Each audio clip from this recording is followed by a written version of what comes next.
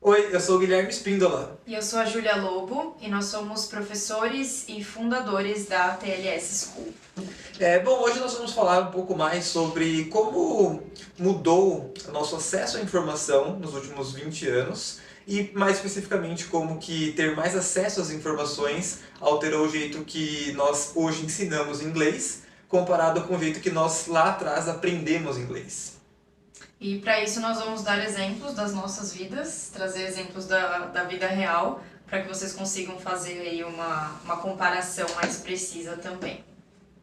Bom, começando com a minha história, porque acho que pensando aqui numa linha de tempo, na verdade numa linha de extremos, eu tive uma experiência um pouco menos prazerosa aprendendo inglês, vamos dizer assim, no comecinho. Quando tinha cerca de 12, 13 anos, meus pais me matricularam num curso de inglês regular, numa sala de aula com uma turma, né? Acho que todos, talvez, né, muitas pessoas que estão assistindo esse vídeo também já tiveram essa experiência. E foi isso, claro que gostava de certa forma de estar ali, mas não via muito sentido, também um pouco da minha idade, com certeza isso é um ponto bem importante, mas a maneira que era ensinado, né, o curso era entregue para mim, ele tinha muito com questões não muito personalizadas e mais gerais da época mesmo. Então tinha ali um course book, que a gente até tem alguns aqui que hoje a gente às vezes consulta para tirar alguma dúvida, e uma sala de aula não muito cheia, eu digo que no máximo ali com 10 alunos, mas que realmente era um ensino de inglês muito assim, hoje pode falar de uma maneira um pouco quadrada, mas que na época era praticamente uma das únicas maneiras de se aprender inglês. E foi realmente nesse curso que eu fiquei cerca de 2 anos. Depois eu já tinha pedido para meus pais para parar, fui voltar a estudar mais para frente. E justamente não consegui sustentar por isso, por ser uma coisa assim com muita gramática, com muita assim sem uso na vida real. Isso eu sempre falo para os alunos hoje em dia, a importância do uso, né, na nossa vida, do que tudo que a gente aprende, incluindo o inglês. Então eu desisti, foi uma experiência mais traumática. E aí, quando eu entrei no ensino médio, eu já tinha um pouquinho de base, eu fui aprendendo só com o inglês da escola mesmo, mas eu tinha dificuldade, eu não tinha uma visão boa do inglês, eu não tinha prazer em estudar inglês ou ter contato com a língua. E mais pra frente eu voltei a estudar inglês numa escola aqui no Brasil também. Claro que ainda dessa mesma maneira, um pouco mais moderno o jeito de ensino, mas ainda assim, com um livro com material didático que nós compramos, com uma sala de aula com alguns alunos, um pouco mais voltado para os negócios, que eu estava estudando administração, então fez um pouco mais sentido para mim, mas realmente era ainda assim uma coisa que eu fazia muito mais por obrigação, e o acesso, agora falando sobre acesso à informação, era muito mais limitado. Então nós íamos para aula e lá, durante, vamos dizer, não lembro exatamente, mas 2 vezes por semana, 1 hora de aula. Tinha ali 2 horas de contato com inglês por semana, eu fazia sim os meus homeworks, então eu imaginava mais 1 hora de lição de casa que eu fazia, então uma exposição de 3 horas e não muito além disso. Então eu consegui aprender, né? Claro que hoje eu sou professor, por várias outras formas eu também aprendi, mas ainda assim não foi excelente. Muito pensando nisso também, a gente criou o nosso curso, que a gente vai falar daqui a pouco. Agora eu quero falar um pouco da Ju, porque a experiência que ela teve foi um pouco diferente da minha, pro lado bom. Então, vamos ver. Bom, eu tive uma experiência um pouco mais feliz com relação ao inglês. Eu nunca tive traumas em relação à língua, muito pelo contrário.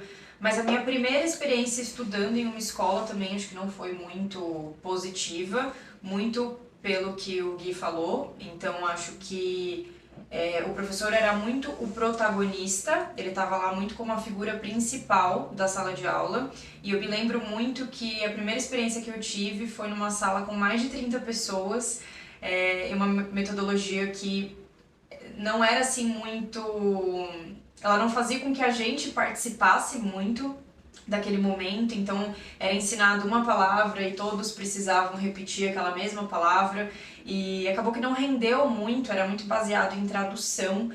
Na época eu devia ter uns 9, 10 anos, eu diria, algo em torno disso, e essa coisa de ser muito baseado em tradução, naquela época eu lembro que eu já tinha acesso à internet, eram poucas coisas que a gente conseguia acessar, mas eu lembro que o Google Tradutor eu conseguia acessar, e aí eu acabava que entrava no Google Tradutor e colocava a frase, o texto inteiro para ele me traduzir, então não era algo que eu conseguia de fato aprender.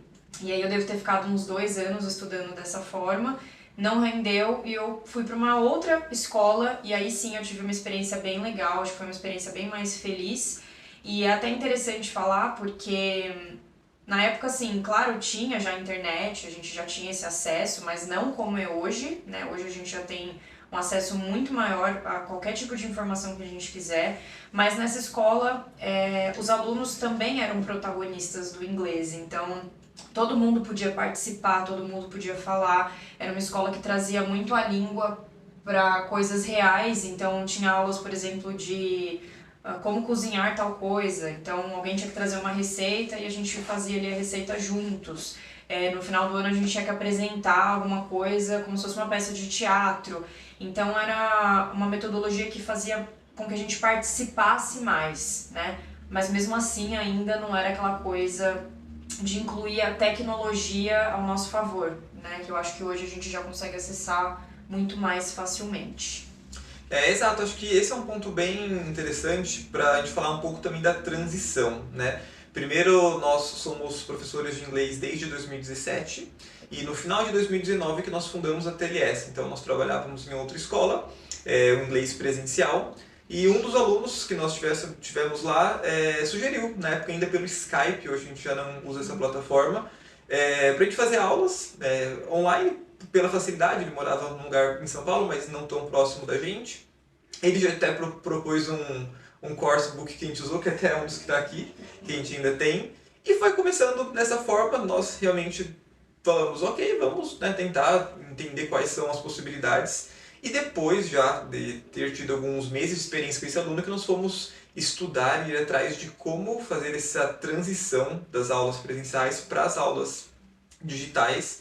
Então, na fundação da TLS em 2019, a gente já tinha montado isso, já tinha pensado em como que a tecnologia, agora a gente não vai falar acesso à informação, mas a tecnologia mesmo das aulas de videochamadas fazem sentido para o nosso modelo de negócio. E a gente consegue perder alguns pontos, com certeza, do face-to-face, mas ganhar em muitos outros pontos da tecnologia, do acesso, do uso de vídeos, de, enfim, de sons, de artigos da internet, de muita coisa que a gente tem possibilidade na tela do computador, passando para os nossos alunos. E aí a gente conseguiu já montar a nossa escola, o nosso curso de inglês, pensando nessa realidade do curso, né, online e ao vivo também, né? Nós não temos nenhum curso gravado no momento. Então, esse que eu achei um ponto bem interessante, e o que a gente quer mais comentar agora é que, claro que quando a gente foi montando tudo isso, pensamos nas nossas próprias experiências como alunos, o que nós não gostamos muito, para poder entregar para os alunos uma coisa muito melhor e muito diferente do que nós vivemos, e principalmente com um novo modelo de mundo, um novo modelo de negócios e de acesso à informação. Então, esse foi o principal, a combinação de pontos de um novo mundo, com os traumas e coisas que a gente não achava tão legal, que nós estudávamos nesse modelo tradicional, para trazer para um novo estilo de curso e de todas as orientações que vão além da aula que nós damos para os nossos alunos sobre como inserir o inglês na sua vida e ser o protagonista, né? Tá ali totalmente, ativamente aprendendo, indo atrás do conteúdo. Nós como professores e todos os professores do nosso time estamos ali para, claro que podemos tirar todas as dúvidas e vamos, né, sempre ajudar com isso, mas guiar até o conhecimento. Isso acho que é a principal mudança na teoria, na filosofia do ensino do nosso ponto. Então acho que agora é legal eu comentar um pouco sobre como que nós podemos, fora da aula, porque durante a aula já está tudo certo, nós vamos comandar a aula, mas guiando os alunos para o conhecimento da maneira que nós acreditamos. Mas hoje em dia o acesso à informação mostra que a aula não acaba quando termina a ligação, ela vai muito além, e essa acho que é a parte mais legal, mais interessante para quem hoje quer aprender inglês. Bom, então, até fazendo para a gente relembrar um pouco, nós demos exemplos de como nós estudamos, aprendemos a língua, mas se a gente for pensar dessa forma, era basicamente com um livro, um caderno, o professor ali anotando algumas coisas na lousa, a gente replicando aquilo no caderno, um coursebook, né, mais ou menos como que está aqui, e a gente vai, né, preenchendo. Isso era o que acontecia lá atrás. Hoje, como o Gui falou, a gente não vai comentar muito sobre as aulas, mas as aulas em si, eu acho que já trazem muito mais a parte tecnológica da coisa, né? A gente Todo o material ele já é digital, então é fornecido por nós e a gente compartilha a nossa tela com a tela, né, com o aluno, então ele tem acesso ali por forma de compartilhamento de tela. Tem alunos que são já mais digitais, então já fazem ali as próprias anotações no computador, tem alunos que preferem ter um caderno, mas tudo que é passado e desenvolvido já é desenvolvido pensando nesse mundo mais digital, né, mais tecnológico mesmo. Mas eu gosto sempre de dar o exemplo pensando em coisas fora da sala de aula, e eu penso muito em um exemplo da vida prática para vocês conseguirem entender melhor. Quando a gente coloca alguma coisa no micro-ondas, uma comida no micro-ondas para esquentar, a gente tem sempre duas opções. Ou a gente fica parado em frente ao micro-ondas esperando a comida ficar pronta. Então, sei lá, se esquentou por 3 minutos ou você vai descongelar alguma coisa por 10 minutos, você pode ficar ali esperando aquilo ficar pronto. Ou você pode otimizar seu tempo e ir arrumando a mesa, lavando uma louça. Tem formas ali de otimizar o seu tempo. E com o estudo do inglês, a gente acredita muito que também funciona dessa forma. Então, a gente é muito a favor, não de um estudo em que você sinta que você está de fato estudando. Então, sentar numa cadeira igual eu tô aqui, colocar uma mesa, um caderno e estudar. Claro que isso também é muito benéfico e positivo, mas a gente sabe que hoje em dia, com a loucura da vida, isso fica cada vez mais difícil de acontecer. Então, o exemplo que eu dei do micro-ondas é o exemplo que vocês podem tentar trazer para a vida de vocês, que é algo que nós já passamos para os alunos, né? Quem já faz aula com a gente sabe. Mas tá dirigindo, pode ouvir um podcast enquanto dirige. Tá lavando louça, pode colocar ali alguma coisa em inglês para escutar também. Então, quando a gente fala do acesso à informação, a gente também tá querendo dizer que antigamente, pra gente assistir um filme, a gente precisava ir numa locadora, né? Pagar pra alugar ali um filme, alugava 2, 3 filmes para assistir no final de semana e depois tinha que devolver o filme. A gente não tinha, nem existia podcast, a gente não tinha tantas opções de filmes também para assistir, era muito mais limitado, né? Hoje em dia já existem milhões de plataformas de streaming, então hoje, com a informação, com a tecnologia, existem muitas formas de estudar, sem estudar dessa forma mais ativa, como eu acabei de mencionar, mas de inserir o inglês no dia a dia. Eu acho que, principalmente pelo fato de nós só ensinarmos adultos na escola, esse é uma das características, né, da nossa escola.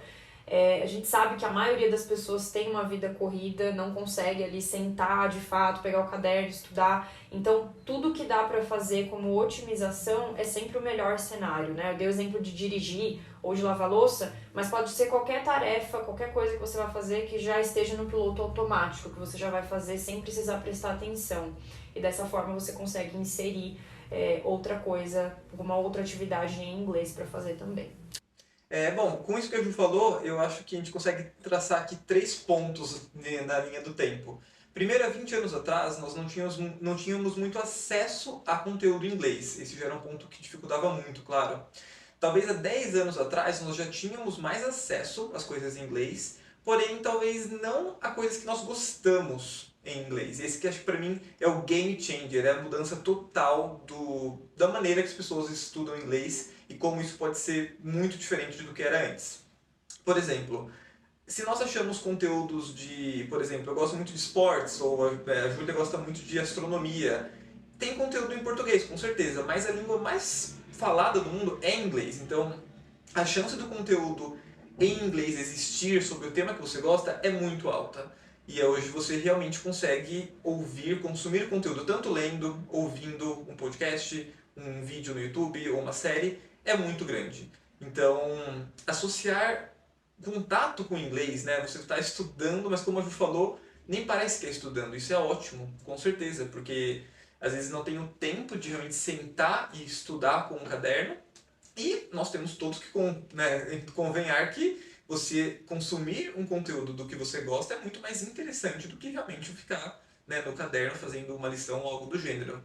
Então, associar o inglês com coisas interessantes é excelente. Até voltando um pouco da minha experiência como aluno, para a primeira escola que eu tinha que ir, era um pouco longe de casa. Eu lembro que eu tinha que pegar um ônibus para ir até lá. A aula acabava às 5h30, perto de uma estação de metrô. Então, para voltar de ônibus era uma loucura, tudo cheio.